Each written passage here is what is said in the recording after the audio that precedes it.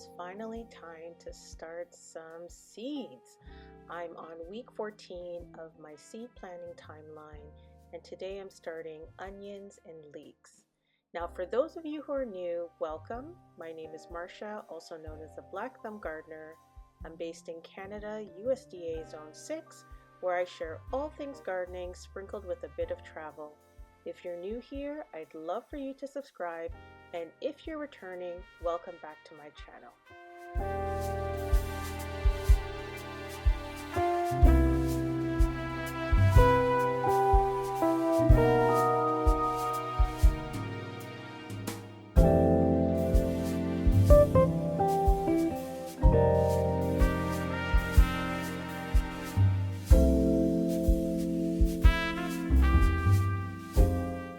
So right now I'm just gathering all of my seed starting supplies, and in this moment I just realized I'm missing something. And what is it? Oh, I forgot the seeds. So I keep my seeds in these photo boxes. I purchased them from Michael's and they run about 20 to 25 bucks. I borrowed the idea from another creator on Instagram, but I don't remember the name of the account because it was so long ago. These boxes are perfect for me because they come with individual compartments, and I've just used a label maker to customize it. I'll even take the individual boxes outside sometimes if I'm direct sowing. It's perfect, it's waterproof, and keeps things organized.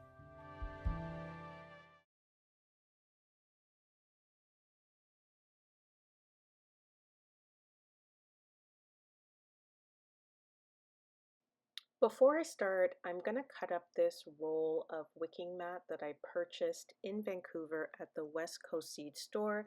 If you haven't seen that video, check it out when you have some time.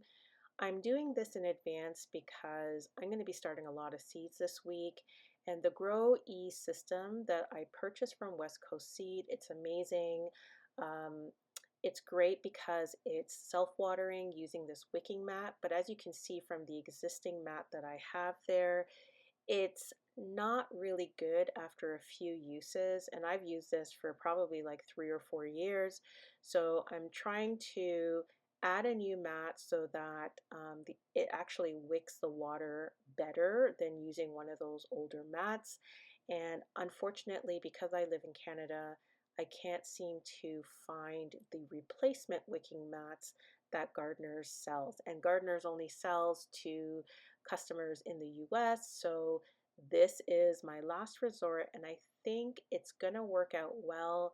I think the size is exactly what it needs to be, so I'm getting quite a bit out of this roll, and there are 2 rolls in one, and I think this is going to be the most cost-effective way to replace my mats.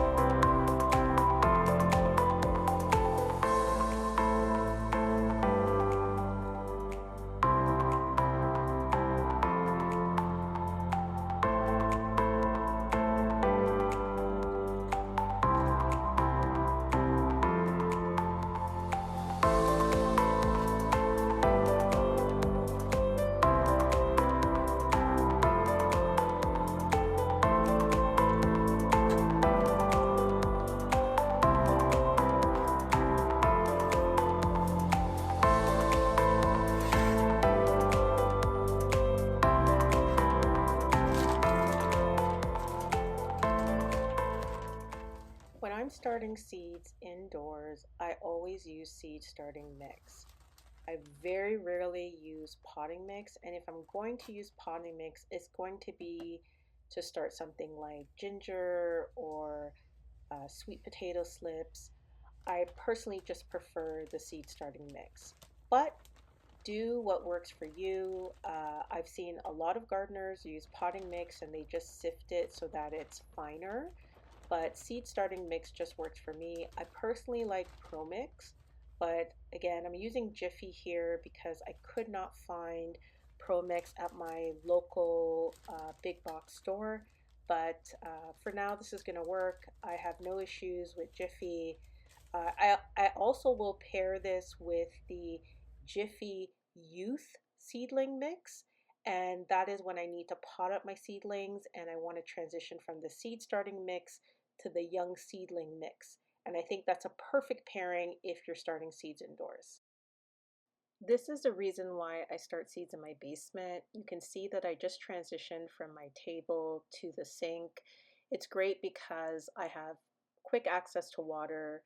I can wash my hands quickly and it's easy to clean up.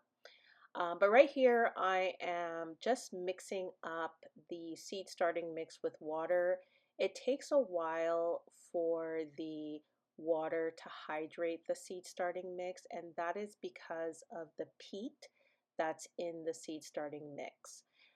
So it does take a while and does take some water. This is why I recommend mixing your soil in advance before putting it into the containers that you're using, because if you put this mix into the container and then add water, it's not going to hydrate all the way and you're going to have dry spots within your containers, and that's going to pose a problem when you're starting seeds. So again, I personally like to put it in a container, dump some water in, mix it really well, get it to the right consistency, and you'll see that I'm adding more seed starting mix because sometimes when you're hydrating it you realize, oh, it's not enough. But again, this is for me the preferred way to start my seed starting mix.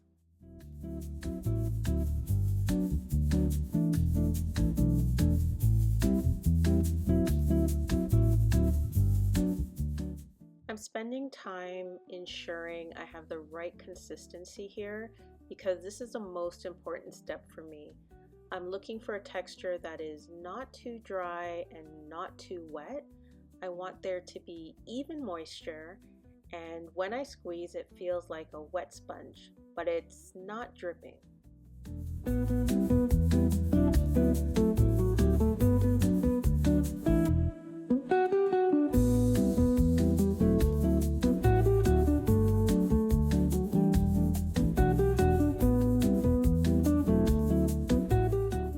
Let me know in the comments if you are starting seeds and what kind of container system are you using to start seeds. Are you using the Growy system like me? Are you using the Bootstrap Farmer system? Are you using Epic Gardening Cells, containers from Amazon, or are you using recycled plastic containers in your home? Let me know in the comments. I'm really interested to learn what other people are using to start their seeds this season.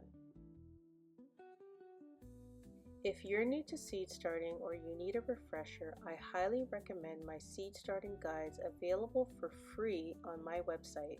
It's full of tips and tricks on everything from picking the right location, the perfect lighting, to germinating your seeds and so much more. Visit www.thebleckthumbgardener.ca for more details.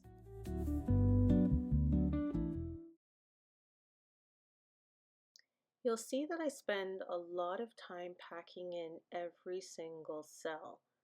I want to ensure that there is even coverage to prevent any air pockets that can potentially dry out the roots of my seedlings, or even prevent them from absorbing enough moisture. Also, because I am using a wicking system to water my seeds, if the soil is not properly packed, there will be dry spots and the seedlings will not get sufficient water. I cannot tell you how many times that I've had seedlings that ended up being dry on the corners just because I didn't pack the soil dense enough. That being said, you don't want to overpack the soil too tightly because it will restrict root growth.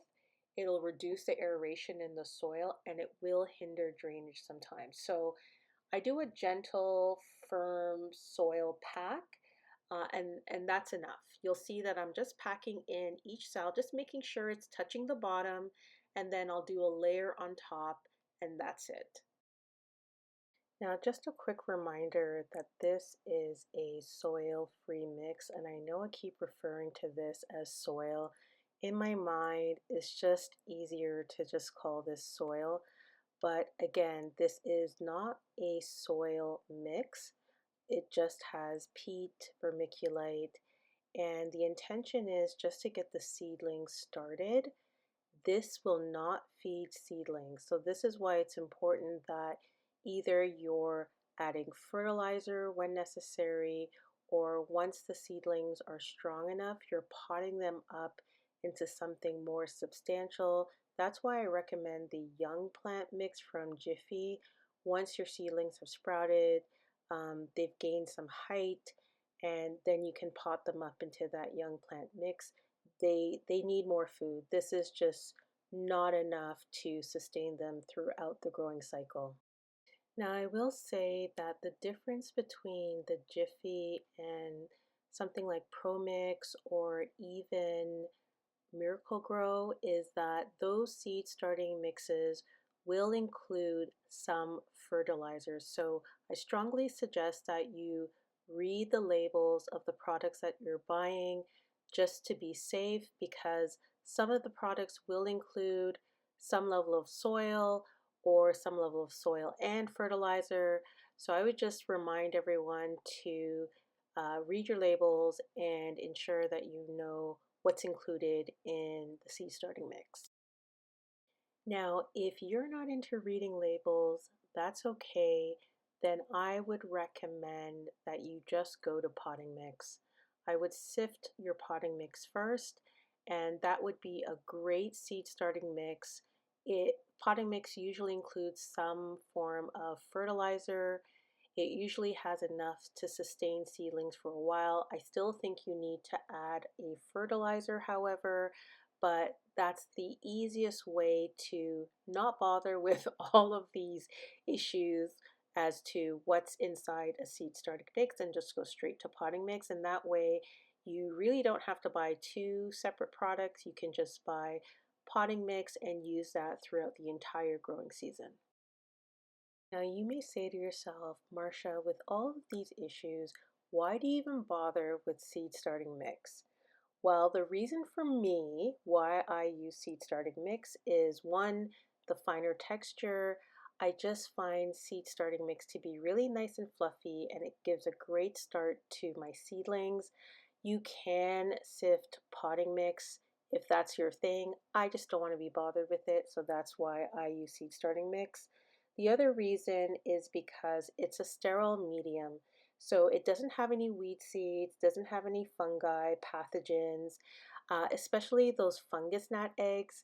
It has none of that. And therefore, I prevent an issue within my grow space of having tons and tons of fungus gnats all around my seedlings, and it just creates a healthier environment overall.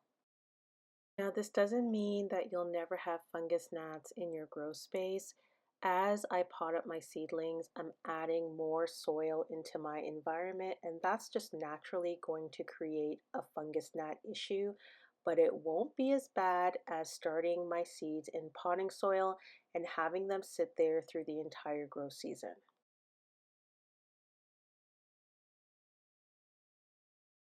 We're going to start off this week with growing onions and leeks. I'm growing my tried and true favorites along with something new. To start, we have the Rosa d'Inverno, which is a beautiful red onion. Then for the first time, I'm trying out shallots. After that, we have the sweetest of them all, the Walla Walla onion. And for storage, I have two varieties, Calibra, and then I also have Talon.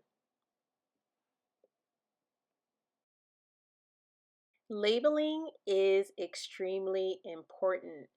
I'm starting these onions on January 27th, and for those who live in northern climates like myself, starting in January is crucial because onions have a long growing season, typically around 90 to 120 days to mature. So since we have a short growing season, getting a head start indoors gives them enough time to fully develop and grow big bulbs. Just to give some perspective, last year I started my onions in March. I was really busy. I was out on March break with the kids. And what happened is because I started my onions fairly late, they didn't have enough time to bulb up. By the time I got them into the garden and actually harvested them in late July, they weren't as big as they usually are. And that was my bad, my mistake. I started them late. And you can too. You can start your onion seeds late, but don't expect to have big bulbing onions because they really do need that time in order to develop. I can't stress this enough. Label, label, label everything. When you're growing onions, especially green onions, they all look the same. And when you're transplanting your onions into the garden, a Calibra onion and a Walla Walla onion and a Talon onion look exactly the same, except for the Rosa d'Inverna because it has red bottoms. So just please label everything.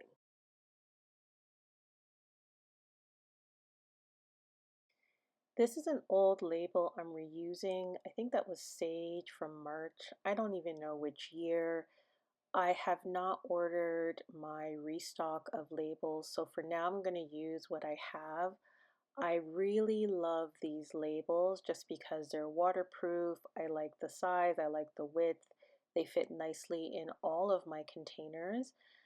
And I think I've almost run out, but if I am in a pinch, I'll head to the dollar store and grab something really quickly.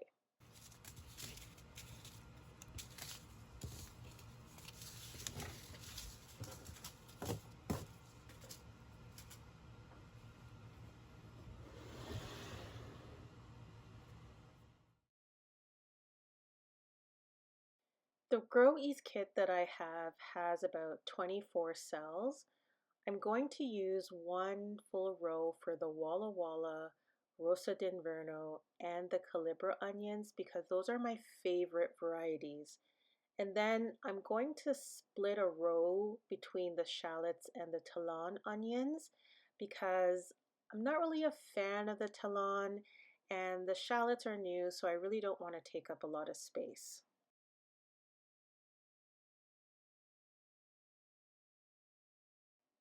Now for each cell, I'm using my fingers to lightly dig 2 holes. I'm going to plant about 4 seeds per cell. Now you could plant 1 seed per cell, but I've just found over the years that it's really not necessary. One year I started my onions in Dixie cups and just dumped a bunch of seeds in each container. And in the spring, when I separated them, I had no issues. And that year I grew some of the biggest onions. Even though there is a spacing guideline on the back of the seed packet, which I do recommend following where possible, I've just found through trial and error that they transplant really well.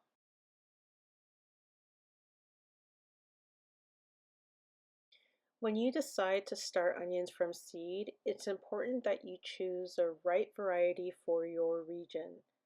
The onions that I'm growing are considered long day onions, and they're great for northern climates like mine. Again, I'm in a USDA zone 6, sometimes 5.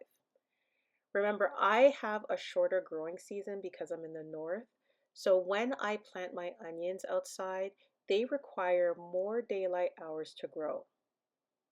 Also, when you plant your onions, location is key because of the daylight requirements. Long day requires 14 to 16 hours of daylight in order to form really big, good bulbs. In my garden, these go in the sunniest location. I'm kind of sad because they take up prime real estate in my small garden, but they are one of the most important crops for me. For long day onions, they get planted in late winter, early spring. That's about mid-April for me, depending on the weather. And then we get a harvest in the summer, and I usually harvest my onions in late July. Now, if you're living in warmer climates like USDA Zone 7 or warmer, like my sister, she lives in Florida, I think that's a USDA Zone 9, then you need to grow the short day onion, which requires less daylight hours. Unlike the long day onion, the short day onions are planted in the fall versus the long day, which are in the spring. And the short day are harvested in early summer and only require 10 to 12 hours of daylight. Now, if all of this is confusing and you're not sure and you want to play it safe, then you can go with the day neutral onion. These can be grown in northern and southern climates, and they grow bulbs regardless of daylight length. This is great for areas in your garden where you really can't dedicate full sun but still want to grow onions. Once my seedlings have grown in the spring, I'll harden them off and transplant them into the garden and space them about 4 to 6 inches apart. I usually will interplant my onions with my garlic just because I harvest both around the same time, and then that frees up an entire bed for something else. And I'll usually do my summer crops after my garlic and my onions. But sometimes I do run out of space in the garden and I have more onion seedlings than I have space for. And that's when I'll companion plant them with other crops. Onions are actually a really good companion plant. They help to repel pests and can even enhance the growth when they're paired with the right crops. Now, onions are great when they're planted with carrots, leafy greens, beets, strawberries, tomatoes, peppers, and brassicas, including broccoli, kale, and even cabbage. But the list goes on. However, it's not recommended to plant onions with beans, peas, or even asparagus. Now, once you've actually planted your onions, note that they are heavy feeders, and once they are transplanted, they do need a nitrogen-rich fertilizer. I use fish emulsion sometimes, and they need to be fertilized every 2 weeks. Sometimes I'll do every week, but no more than 2 weeks. Now, once the bulbs start forming, you can cut back on fertilizing as much because too much fertilizer will interfere with the growth of the bulb. When it's time to harvest, I'll wait until the tops begin to fall over and yellow. That's usually in late July, sometimes in early August for me. You just have to be careful because your onions will go to seed. I don't know how I missed this, but this onion is going to seed. Holy smokes, I need to pull these onions out. I did not know they were ready. Oh, so frustrating. Should I let this go? No, I'm gonna pull it. Hopefully I can salvage it. Having your onions go to seed significantly diminishes its storage value, and it just sucks. Once I harvest them, I'll store them in my basement for about 2 to 3 weeks to allow them to cure. And once they're done, I'll clean off the dirt, cut the roots and the tops, and keep them in my basement. During curing, over that 2 to 3 week period, I will have a fan on in my basement just because air circulation is not the best, and that usually does the trick. You can also leave it outdoors to cure. You can, if you have an open garage, you can leave it in your garage as well. Anything that allows for air circulation and enough space for them to dry.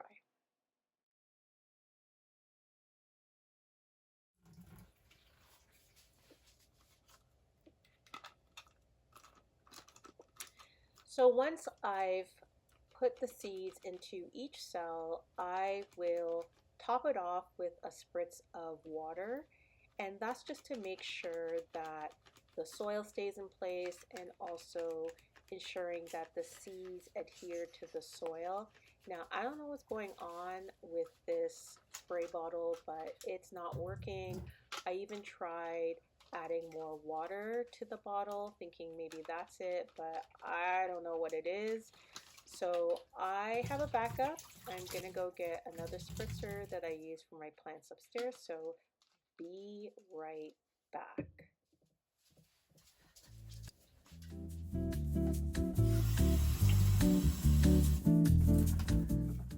Now, this step is not mandatory. You don't have to do this, especially if you've ensured that your seed starting mix is well moistened. But this is just me, I'm extra. I just do this to ensure that I have no issues with germination. And then once I'm done spritzing the top, I'll add some vermiculite. Vermiculite is great because it helps to retain moisture. Again, this is the theme of moisture. When you are starting seeds, you need to ensure that there's sufficient moisture because that is what's going to propel your seedlings to push through and start. And without moisture, you will get no germination. So this is great because it just, it has no problem. It doesn't, drive any fungus issues. It really just sits there and provides adequate moisture to the soil, and that's exactly what I need.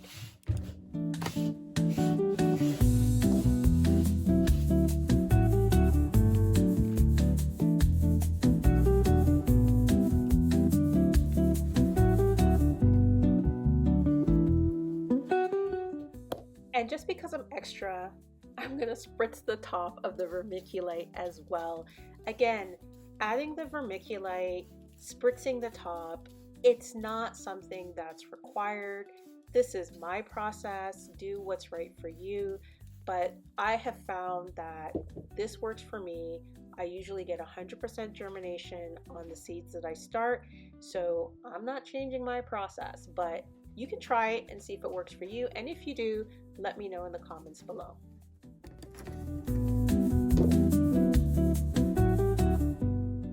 We're finally done with starting onion seeds. So I'm going to put this container to the side and we're going to get started on some leeks.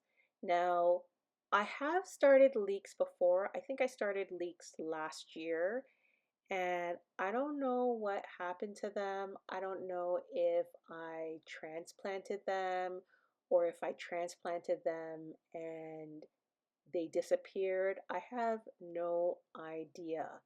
So I'm starting again.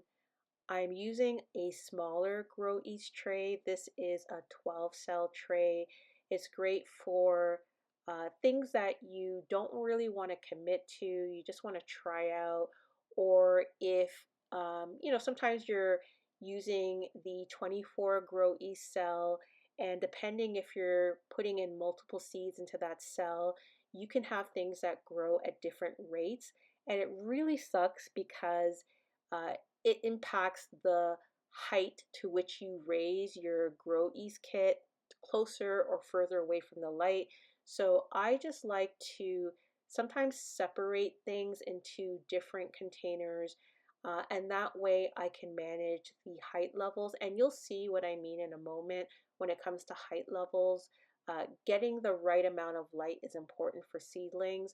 And if you're growing things in one big container, some that grow quickly or some that grow slow, it can be very hard to manage the lighting requirements. So this is separate. I'm not sure about how this is going to grow, so I'm just keeping it isolated from my onion container, and besides, I had no room in that 24 cell pack anyways.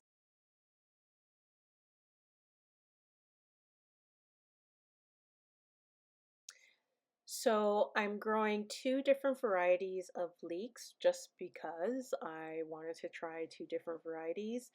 They are King Richard and Monstrous Keratin, and I'm probably mispronouncing the name, so I apologize in advance. These seeds were from Mackenzie Seeds, and you'll find that I use a lot of West Coast seeds when it comes to onions. Sometimes I'll use Mackenzie seeds. Mackenzie's is local. to Canada, Mackenzie seeds, OAC seeds. I'll have a separate video up for the seed companies that I use and that I prefer. But Mackenzie is perfectly fine. I think one is organic and one is not, but I don't really think that matters for this purpose. So we're going to start these leek seeds, and to start them, it's actually the same as onions in terms of the depth. Now, onions, I believe, is a 1/4 inch to a 1/2 inch deep, and the leeks is the same. And when they are transplanted, I believe it's the same way as well. So again, this is very similar to onions, which is why they're in the same video, and I'm doing them at the same time, just so that I'm starting them both early enough and I can keep an eye on both of them. And I believe I will transplant them out at the same time as the onions. We're finally done starting onions and leeks, and I've got my heat mat ready. When I do start seedlings, specifically onions, leeks, tomatoes, peppers, I will use a heat mat just for germination. Now, for things like broccoli, a lot of the cold weather crops, I will not use a heat mat and they really don't need it. But I like using a heat mat to start my onions. So you're looking at my grow space. I've said before I have a 2-shelf grow space with various lighting systems. The lighting system I'm using for this is a T5 light system that I picked up from West Coast Seeds. I think I have about 4 lights um, that are on this particular rack, but I have various lights on each rack because I've built my system over time. It wasn't something I did all at once. And they all work well, and I've had no issues with them. So I've plugged in my heat mat. Now I rolled it up for storage, and that was a mistake because it's such a pain to keep it flat and keep it straight. So you see I'm having some trouble there. And what I'm just going to do is just place my seedlings on top, and over time it will flatten out. It's just in the beginning is such a nuisance. You'll notice that I have my seed trays further away from the light. That's okay. Once they've germinated, I'll remove the heat mat and use a box to elevate them and bring them closer to the light. I use boxes to elevate my seedlings rather than having my lights go up and down. It's just easier for me, and that way I can move things closer, further away, stack boxes. It's just an easy system for me, and that's what I use.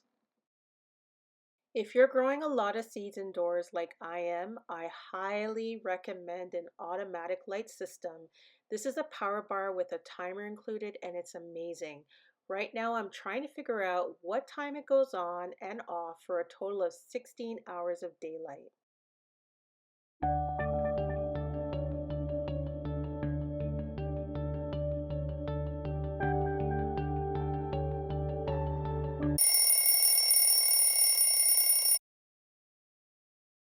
This is a close-up view of my power bar.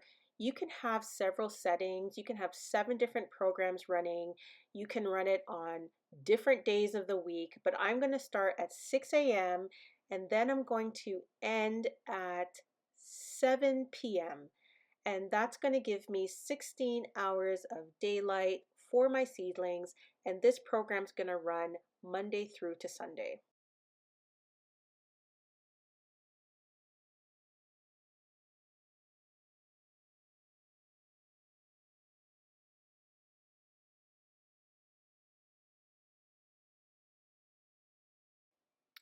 Once I've set my timer, I'm just going to do a quick check to make sure that my lights are working. I use a mode to turn it between off, on, and auto. Auto actually is what I run the program on, but right now I'm going to put it on and see if my grow lights turn on, and actually they were not turned on. So here we go. This is my lighting system. It's a T5 lighting system. Actually, 3 panels are T5, one is LED, and I'm going to be transitioning out of T5 into LED over time, but everything's working. Now we're going to turn it back to auto. We're back the next morning to check to ensure that the grow lights are actually working. The timer came on at 6 a.m. All is well. And I'd just like to thank you for watching and come back for more seed starting videos soon.